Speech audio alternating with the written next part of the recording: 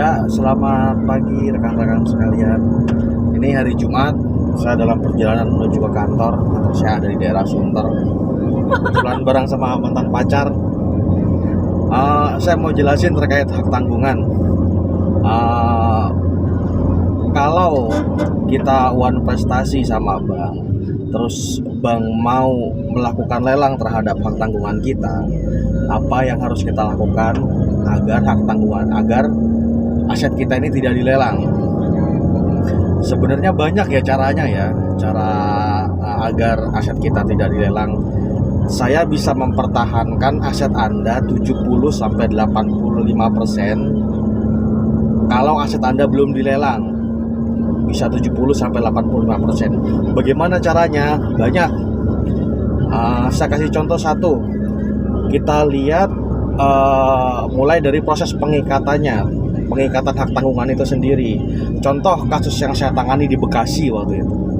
Jadi klien saya mengagunkan ruko kepada bank, salah satu bank BUMN.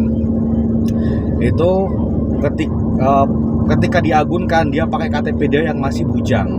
Padahal aset itu didapatkan dalam proses pernikahan. Nah, karena dalam proses pernikahan karena aset itu didapat pada saat proses pernikahan, harusnya si istri mengetahui tanda tangan ketika pengikatan hak tanggungan itu. Cuma karena KTP yang dikasih ke bank itu KTP dia masih single, masih berjaka, akhirnya istrinya nggak tanda tangan. Ketika aset itu mau dilelang, ya udah, kita tahu celahnya, kita diskusi sama bank, kita ajukan bahwa ada celah di situ. Kalau seandainya itu dilelang, udah pasti kami akan gugat. Akhirnya solusinya gimana? Jual bersama, nggak jadi dilelang. Harganya jadi bukan harga lelang, harganya jadi harga pasar. Itu contoh pertama. Contoh kedua, bagaimana? Contoh kedua tetap kita lihat bagaimana proses akad kreditnya. Kita harus lihat APHT-nya kayak gimana. Terus surat kuasa SKPHT itu seperti apa gitu. Apa itu Mas Sori? APHT sama SKPHT. Nah, itu nanti akan saya jelaskan pada video yang lain. Nah, kita harus lihat itunya. Kalau itunya prosesnya nggak benar, itu jadi salah satu celah. Nah, terus ada lagi contoh-contoh apa lagi? Masih banyak contohnya. Kalau misalnya dari APHT juga, ternyata prosedurnya udah bener, terus SKPHT-nya juga udah bener. Gimana caranya biar nggak dilelang? Blokir sertifikatnya. Loh, kenapa diblokir Mas Sori? Kenapa harus diblokir? Ya harus diblokir biar ketika itu dilelang, si pemenang lelang nggak bisa balik nama. Keputus, handphonenya goyang karena ini di jalan ya. Harus diblokir. Gimana caranya blokir Mas Sori? Banyak caranya blokir. Banyak caranya blokir.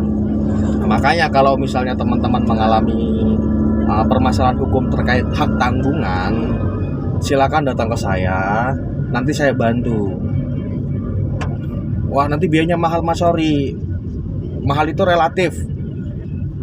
Saya biasanya untuk beberapa case saya cuma minta 7 juta. 7 juta itu apa? 7 juta itu buat apa? Nah, nanti kasus Anda saya bedah di kantor saya bersama teman-teman tim advokat saya. Kita cari celahnya di mana biar aset Anda bisa diselamatkan. Misalnya caranya itu di prosesnya, diskusinya seperti apa, kita kasih arahan. Blokir, gimana caranya blokir, nanti kita kasih tahu celahnya seperti apa. Nah, kalau memang harus gugat, ya nanti kita buatkan surat gugatan. Cuma harus jalan sendiri. Ini masalah-masalah perdata, nggak harus didampingi sama advokat.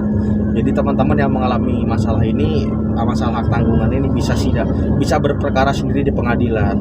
Tentu akan kami arahkan karena kami sudah menjadi konsultan hukum teman-teman sekalian. Ya kira-kira itu aja dulu. Nanti saya sampaikan beberapa video terkait permasalahan hukum. Ya, bye bye, salam cuan.